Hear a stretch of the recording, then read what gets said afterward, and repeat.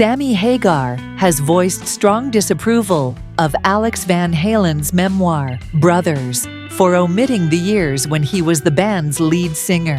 Hagar, who fronted Van Halen from 1985 to 1996 and briefly from 2003 to 2005, took to social media to call the exclusion of his contributions blasphemy.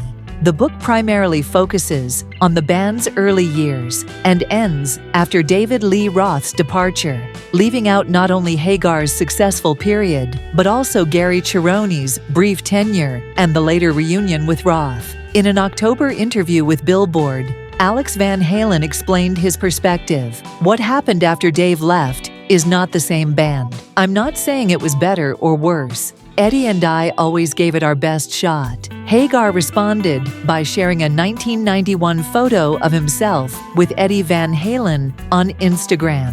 When a follower suggested that purists believe Van Halen ended with David Lee Roth, Hagar pushed back, highlighting the success of his era. "It could have ended, my friend.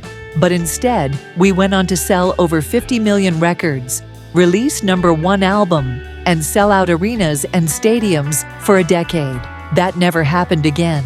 Hagar's debut album, with Van Halen, 5150, was the first of 4 consecutive #1 albums, one album under his leadership.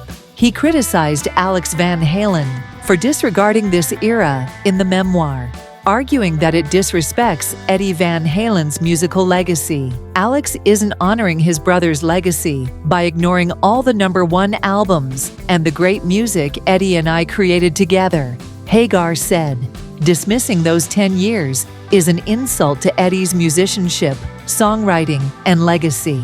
Despite his frustrations, Hagar told Rolling Stone that he still hopes to reconcile with Alex Van Halen. "It's on my bucket list to make peace with him," he said. "I've heard he might plan a volume 2. Who knows, but I just want to be friends again. I'm not looking to play in a band with him. I don't think he's capable of that, but I'd love to reconnect on a personal level."